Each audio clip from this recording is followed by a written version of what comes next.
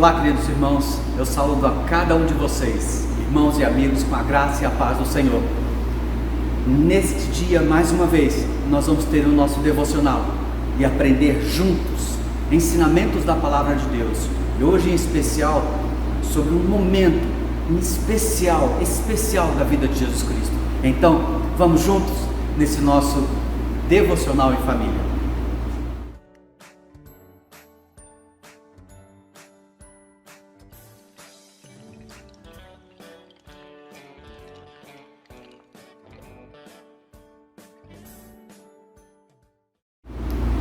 Bom, o texto que eu queria deixar hoje, que nós pudéssemos aprender dele, é o texto de João 12, do 20 até o 36. É um texto longo, o texto de João 12, do 20 até o 36. Mas eu queria que nós nos fixássemos apenas em um versículo de toda essa narrativa, que só aparece aqui no Evangelho de João. Essa narrativa ela não aparece em Mateus, Marcos e Lucas, somente aqui em João. Ela fala do momento em que alguns gregos foram procurar Jesus para conversar com ele.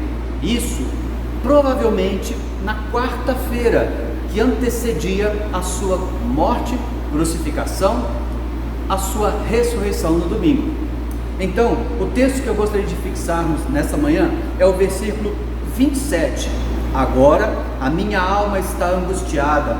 Acaso devo eu orar? Pai, salva-me desta hora. Mas foi exatamente para esse motivo que eu vim.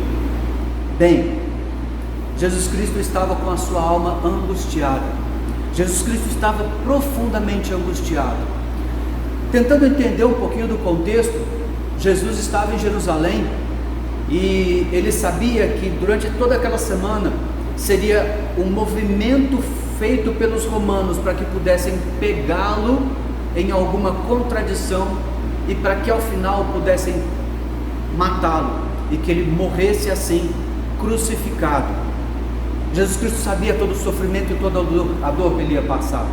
Nesse momento, nesse exato momento, alguns gregos foram visitar Jesus e ali ele traz algumas lições que são importantíssimas. Ele fala, por exemplo, sobre essa questão dos gregos. O evangelho já havia se espalhado, não só os judeus haviam crido, e alguns haviam crido do judaísmo, se convertido ao cristianismo, a seguir a Jesus, mas também alguns gregos ouviam falar dessa salvação em Cristo Jesus e queriam assim conhecê-lo. Jesus Cristo também ele reconhece que é chegada a hora da sua morte. Ele também fala sobre, ele usa aquela expressão, que a semente tem que cair no chão para que morra e produza outras sementes, produza frutos. Ele também fala sobre a confirmação do propósito do Pai, quando o Pai, inclusive, com uma voz que para alguns era um trovão, para outros era anjo, mas Deus, na realidade, ele fala: eu já fui glorificado e ainda serei glorificado. E isso na atitude de Jesus em obediência. Também fala sobre a sua crucificação, que essa crucificação iria atrair a todos a ele. Fala também sobre as suas últimas palavras aos cristãos judeus ali, quando ele fala que ele é a luz, que os cristãos, os seus discípulos deveriam permanecer na luz, porque a noite viria. Todo esse texto maravilhoso traz-nos várias e preciosas lições, mas fixando o olhar no versículo 27, onde Jesus está angustiado, nós vemos o lamento dele. O interessante é notar duas palavras que têm se confundido nos nossos dias: lamento e murmuração. Como essas duas palavras têm se confundido?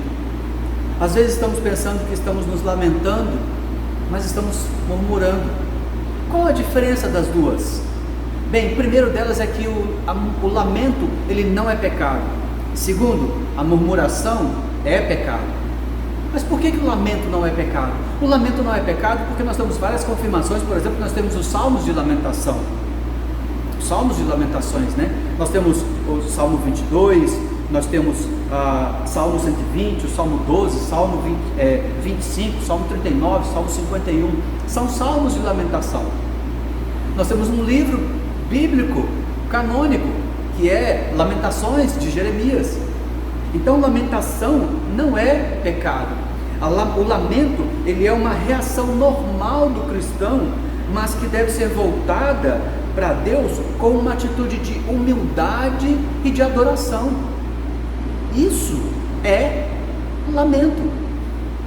É interessante que quando Jesus fala, Pai, salva-me dessa hora, e nós vemos também a sua lamentação no jardim do Getsêmani, quando ele está prestes a ser entregue e crucificado.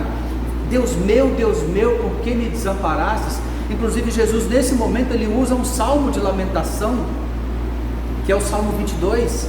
Tanto o salmista quanto Jesus Cristo, eles não começaram as suas expressões, a expressão dele com por que me desamparaste.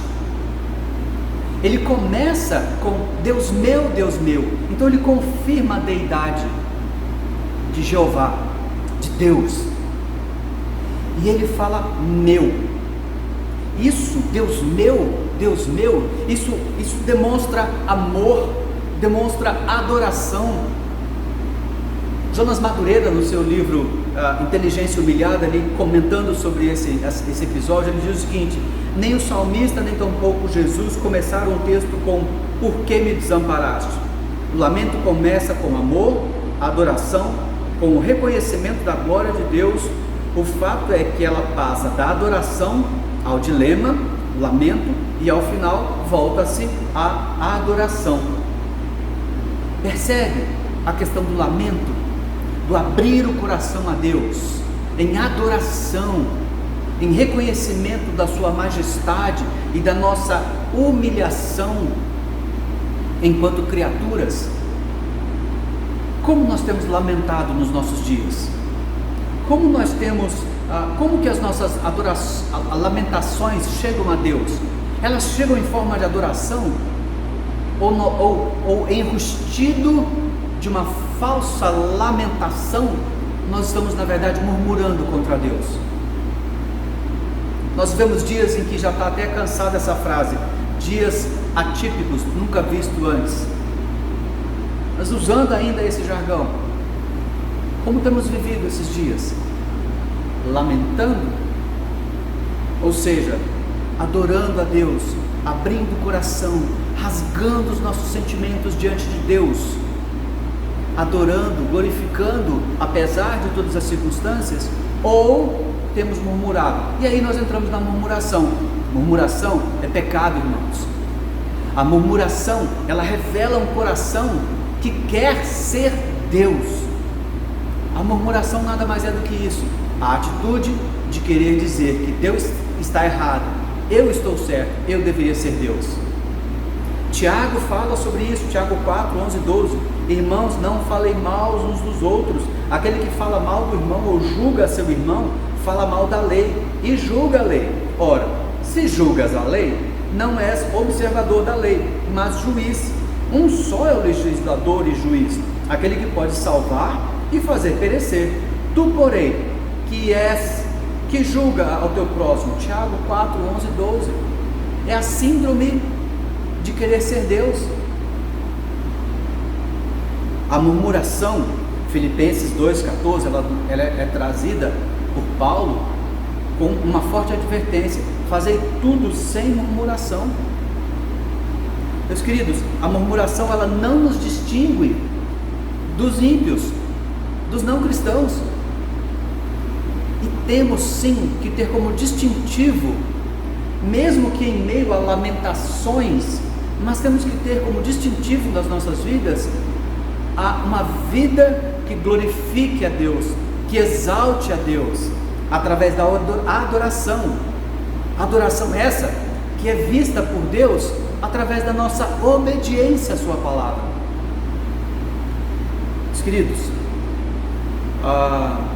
Jonas Madureira, citando Ronaldo Lidoro, ele diz o seguinte: se as ações demonstram planejamento, as reações demonstram valores.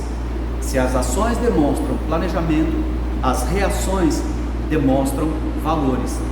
Ainda um trecho desse livro de Inteligência Humilhada de Jonas Madureira: as reações de Abraão e Isaac não estão fundadas em um marketing pessoal, mas em valores e princípios inquebráveis.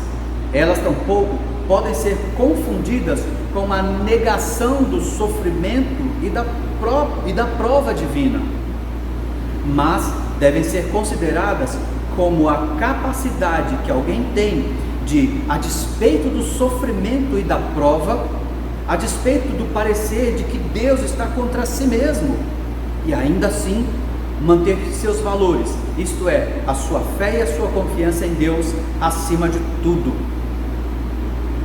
Meus queridos, que nestes dias que temos vivido, as nossas reações, elas possam expressar isso, valores fundados, firmados na palavra de Deus, e que mesmo em meio a lamento, as nossas reações sejam externadas por valores bíblicos, que as provas revelem as nossas reações, e que essas reações sejam firmadas em valores bíblicos, que expressem assim, mesmo em meio a todo o nosso lamento, com um certo entendimento do que é lamento, elas expressem adoração a Deus Pai. Então eu convido você a fazer uma verificação na sua vida. Verifiquemos, pois, cada um de nós, como tem sido os nossos dias, de murmuração ou um lamento que expressa adoração, amor, que rasga, que abre o coração, que se derrama diante de Deus, humilhado, mas obediente à sua palavra. Que sejamos assim, como Jesus, mesmo cientes de que as coisas estão ruins e podem ficar piores ainda, porque como o próprio Cristo disse, são o princípio das dores, mas que possamos, mesmo como Jesus, mesmo em meio a toda essa consciência do que há de vir, nos deleitar na soberania de Deus, no seu cuidado, em nome de Jesus, que assim seja na nossa vida. Amém.